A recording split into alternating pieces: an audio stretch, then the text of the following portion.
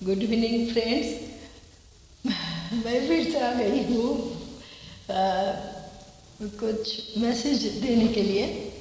इन दिनों तो हम सब परेशान हैं। लगभग 8 महीने बाद सब कुछ जब ठीक ठाक चलने लगा ज़िंदगी, तब अब फिर से दोबारा कोरोना का अटैक हुआ। सच में कि कोरोना है या नहीं, मुझे तो समझ में नहीं आ रहा कोरोना एक्चुअली क्या है। क्योंकि जो सिम्टम बताया गया पिछले साल ने इस साल के शुरुआत में नहीं, पिछले साल ही मेरे हस्बैंड का अचानक सुबह उठ के 5:30 बजे मैंने कहा कि मैं तुम्हें वो एक दवाई लेता है सुबह, तो मैं तुम्हें दे रही हूँ। वो बोले नहीं तुम रुको, आज तो तुम्हें स्पेशल खातिर करना पड़ेगा क्योंकि तुम्हारा बर्थडे है। तो मैंने कहा चलो छोड़ो मैं करती हूँ। तो उन्होंने बोले ना। तो उठे, फिर हम दोनों वर्क करने के लिए बाहर गए। बस जैसे ही नीचे उतरे और वो चल ही नहीं पा रहा, सांस फूल रहा, मतलब सांस लेने नहीं पा रहे, और सड़क पे कोई नहीं था। फिर मैं जैसे तैसे उनको लेके सामने जो नर्सिंग होम है, हॉस्पिटल है, वहाँ पे गया। और जो लड़का था, इतने सुबह ठंड के मौसम में कोई नहीं था, तो हम दोनों मिलके जैसे तैसे उनको ऑक्सीजन दिया। सब जो कुछ मेरे बस में था वो लड़का के बस में था, हम दोनों मिलके गया और डॉक्टर को फ़ोन किया। डॉक्टर ने जैसे जैसे दवाई उनको बोला वैसे ही लड़का ने दिया मेरे सामने, और मैं भी लड़का को असिस्ट कर रही थी। तो ऐसा नहीं कि लड़का कुछ भी कर लेगा और मुझे पता नहीं चला। फिर देखा वो सिंकिंग हो रहा है, मतलब उसका जान लगभग जा ही रहा था। मैंने कहा नहीं बेटा, अब ये जगह पे नहीं चलेगा, मुझे बड़ा हॉस्पिटल में ले जाना पड़ेगा। मैंने एम्बुलेंस को फ़ोन लगाया, एम्बुलेंस फिर एक हॉस्पिटल में लेके गया, उससे बड़ा। तो उन्होंने कहा आप राम मनोहर लोहिया हॉस्पिटल ले जाओ। और मुझे पता था कि मैं इधर की हूँ, दिल्ली की हूँ, तो मुझे पता था कि ये राम मनोहर लोहिया हॉस्पिटल मेरे घर से बहुत दूर है, कम से कम 44 किलोमीटर तो हो गए। मैंने सोचा ये तो बचेगा नहीं। तो यहाँ एक मतलब 5 स्टार फैसिलिटीज़ जिसमें वो है, वो प्राइवेट हॉस्पिटल है।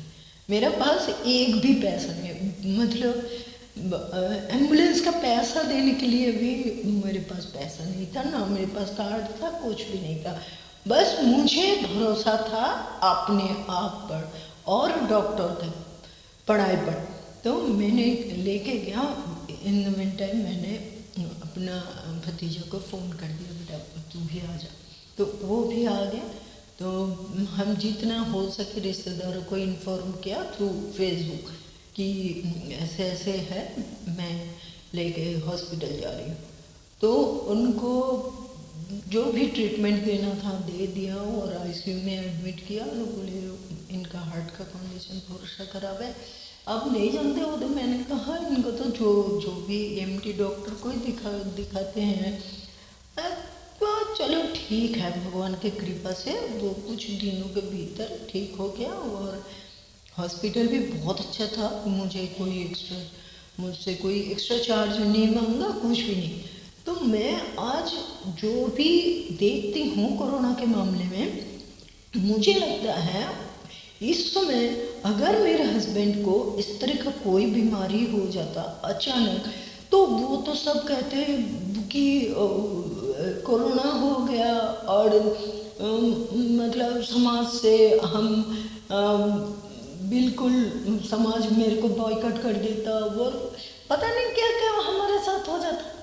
तो मेरे ख्याल से कुछ ऐसी बीमारी का नाम है कोरोना। कोरोना नाम की एक फिक्स्ड डिजीज़ है बोल के मेरे को नहीं यकीन आ रहा। ये सब मुझे लगता है प्लांटेड, क्योंकि अब जब हम बाहर, मैं तो थोड़ा सा बाहर खाना पसंद करती हूँ, क्योंकि घर में मुझे अगर खाना पकाना पड़ता है तो मुझे मेरा भूख ही खत्म हो जाता है, ऐसा है। तो मैं बाहर खाना खाती हूँ। मैं बाहर जब खाना खाती हूँ, मैं स्पून भी नहीं देखती हूँ गंदा है कि क्या है। मैंने कहा मेरा खाने का स्वाद मतलब अच्छा होना चाहिए, स्वादिष्ट खाना होना चाहिए और थोड़ा सा साफ सुथरा होना चाहिए, और जो लड़का देखे जाएगा वो देखने में अच्छा हो, बस यही देखती हूँ मैं। फिर मैं खाना खाती हूँ, वही पानी पीती हूँ, कोल्ड ड्रिंक पीती हूँ, मतलब जिंदगी का हर एक मज़ा मैं ले रही हूँ। हम दोनों, ऐसे नहीं कि मैं अकेले। तो हमें कभी कोरोना ने अटैक नहीं किया। अरे जो भी इतने सारे जगह पे, जब 5 जगह मतलब 5 स्टेट्स में वोट हो रहे हैं, तब उन लोगों का कोरोना नहीं हो रहा। जब सिंघू बॉर्डर में इतने सारे लोग जमा हुए हैं, उनको कोरोना नहीं हो रहा। कोरोना सिर्फ स्कूल के बच्चों को ही होगा, कॉलेज के बच्चों को ही होगा, यूनिवर्सिटी के बच्चों को ही होगा। तो ये किसने बता दिया कहाँ होगा कहाँ नहीं होगा, और कब होगा, किस टाइम होगा, और हफ्ते में कितने दिन आएगा, किसने बता दिया? वो वीकेंड में क्या छुट्टी मनाने बाहर आ जाएगा कि सैटरडे संडे किसी को बाहर नहीं निकलना, और उसको कब पता है रात 10 बजे के बाद किसी को अटैक करना है? कोरोना को भी बुद्धि हो गया कि हाँ भाई हमें अटैक करना चाहिए रात 10 बजे के बाद जो भी निकलेगा।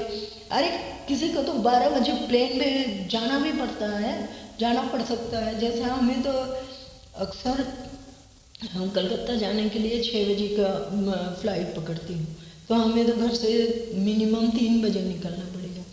तो हम क्या करेंगे? हम नहीं जाएंगे क्या?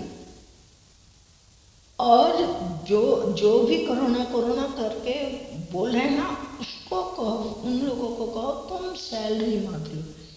जो मिनिस्टर हैं, MP हैं, MLA हैं और बड़े बड़े सरकारी ऑफिसर हैं जो नियंत्रण करते हैं हम लोगों को, उन सबको बोलो ठीक है हम भी घर बैठते हैं, आप भी घर बैठो, पर सैलरी नहीं मिलेगा। सैलरी किस वक्त की मिलेगा? जब प्रॉपरली काम ही नहीं है, काम ही नहीं हो रहा है, हम सब घर में बैठे हैं, तो पैसा भी नहीं मिलेगा। अब देखो, और सरकार को बोलो कोरोना में एक भी मरेगा तो उसको 10 लाख रुपया दिया जाएगा। एक भी कोरोना पेशेंट नहीं मिलेगा। अगर सरकार अनाउंस कर दे कि कोरोना में एक भी मरेगा तो कोरोना पेशेंट को 10 लाख दिया जाएगा और डॉक्टर का नौकरी भी जाएगा। एक भी आप देखने लें, एक भी पेशेंट नहीं मिलेगा। जब हम सब लॉकडाउन के कारण घर में बैठते थे, तो जो भी फ्रूट्स वाले हैं, सब्जी वाले हैं, हम ठेले लेके हमारा रोड के किनारे बैठते थे। मैंने कितने दिन उन लोगों को पूछा, भाई तुम्हें डर नहीं लगता? बोले अरे जो भी है वो लोग अल्लाह को मानते हैं। तो बोले मैडम आपको रखना ना रखना ये सब ऊपर वाले के हाथ में है। सड़क पे चलते हुए लोग नहीं मरते हैं क्या? एक्सीडेंट में नहीं लोग मरते? नॉर्मल बुखार से भी लोग मर जाते हैं। तो ऐसे थूक दे के पैसा गिनना भी तो इन लोगों का हैबिट है। ये जानबूझ के नहीं करते, मेरे ख्याल से जानबूझ के नहीं करते। अब लोग कह सकते हो जानबूझ के करते हैं, पर मेरे ख्याल से जानबूझ के नहीं। मेरे सामने भी मैंने पैसा दिया, वो वैसे थूक लगा के गिन रहा था। तो मैंने कहा देखो ये हैबिट ठीक नहीं है, इसको हम बदल सकते हो। तो इतना तो हम बोल ही सकते हैं कि भाई ये सही नहीं। बस मैंने उतना ही कहा और जो भी है उससे फ्रूट्स लेके आ जाती थी। तो